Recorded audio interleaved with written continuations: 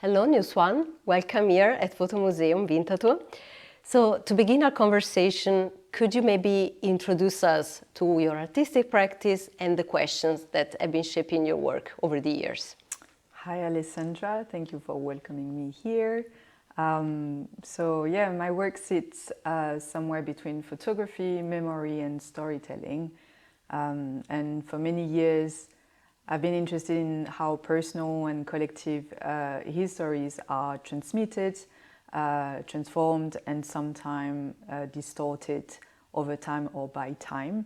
A large part of my practice stems from childhood memories, family archives, cultural references, and inherited narratives connected to displacement, migration, and intergenerational transmission. What interests me most is not memory as a factual reconstruction of the past, but memory as a living material. I'm fascinated by the way recollections evolve, fragment, disappear, or become mixed with imagination. And through photography, staging, and fictional elements, I try to create spaces where all those fragments can coexist in one place. Questions around family, identity, femininity, resilience, and transformation have shaped my work for years. I tend to make the very ordinary sacred.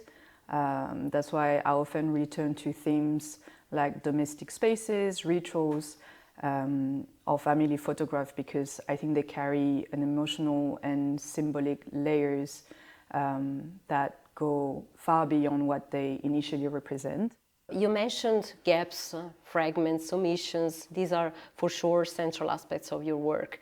And I was thinking about these notions also in relation to the Fotomuseum collection and more broadly to the ideas of collecting. So gaps and absences are perceived mostly with some kind of anxiety because they remind us that something is still missing. They trigger the desire to feel. So your work, however, seems to more to engage with those gaps rather than trying to resolve them.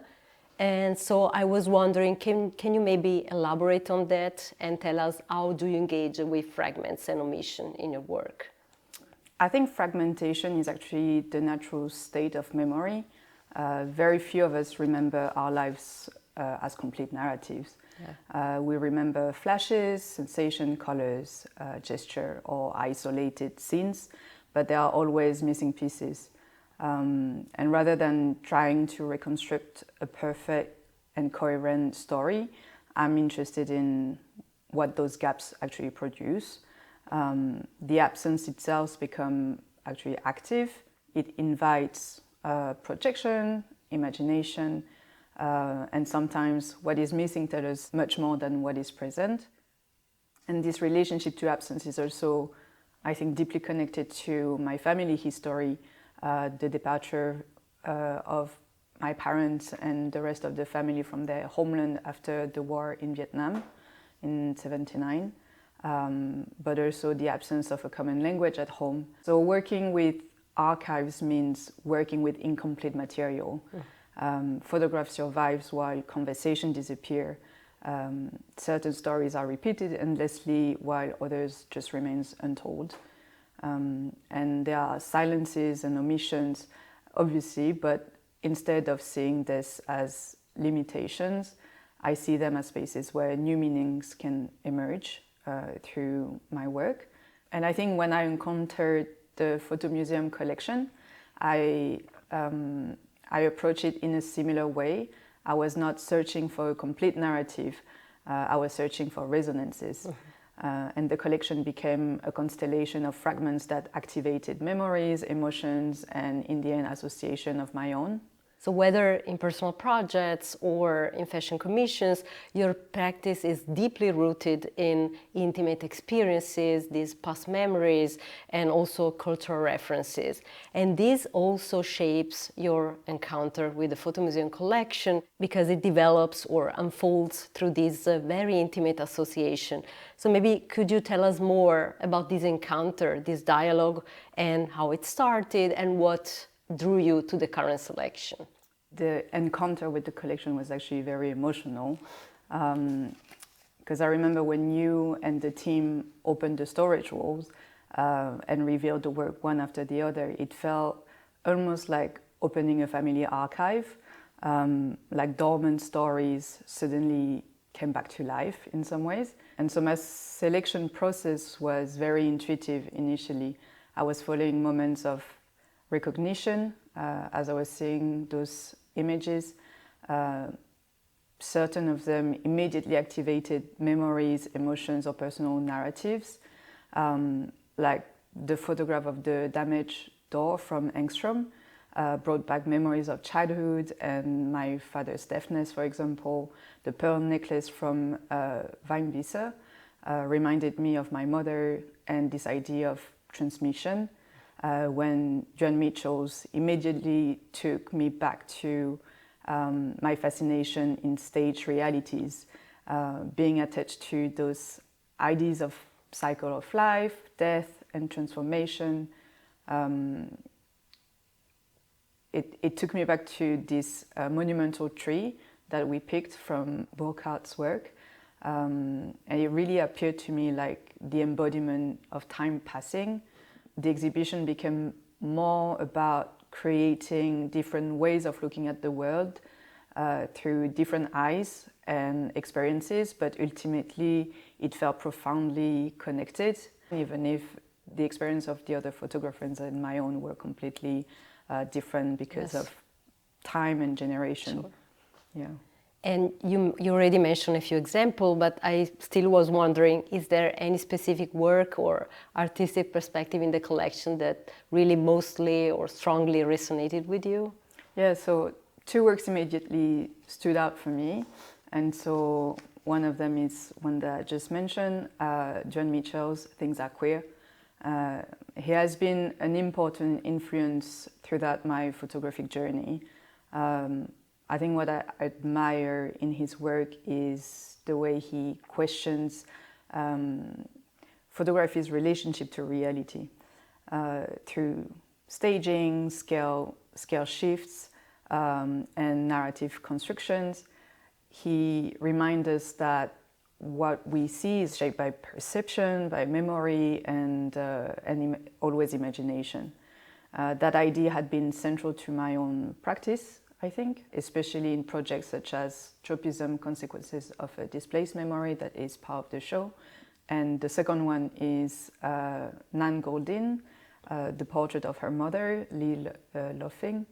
And I think what moved me was the ambiguity of the image. Her expression seems suspended somewhere between joy and relief. It contains several emotional truths all at once.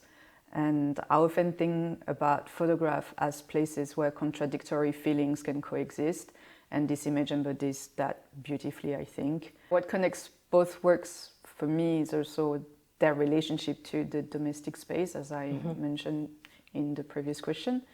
I have always been fascinated by family homes and spaces where people reveal part of themselves that remain hidden elsewhere. These are often places where memories accumulate and where secrets sort of like remains. And maybe one last question. In this exhibition, so you engage with a collection assembled by others over time.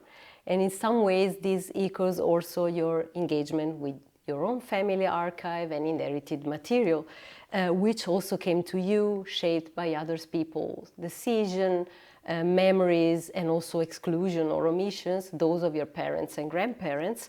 So looking back at this dialogue with the collection, the process involved, have you found a shared ground with your own practice? And also, what did this encounter mean to you, maybe in the future perspective? Yeah, for sure. I think one of the most meaningful aspects of this project overall was realizing how similar the experience of working with the museum collection felt to working with a family archive. When I work with my family photographs, I'm engaging with material that has been filtered by other people. and like someone choose to take the photograph, someone decided to keep it while countless other moments disappeared. What reaches me is already shaped by choices, memories and omission. The collection itself is also a construction. It reflects decades of decisions, as you explained to me, acquisitions, interests and perspectives. And like Familienarchive, it contains visible narratives, but also invisible ones. I allowed the work to trigger memories, emotion and personal connections. And the exhibition gradually became this constellation of echoes altogether. And I think the shared ground lies in the idea that meaning is never fixed.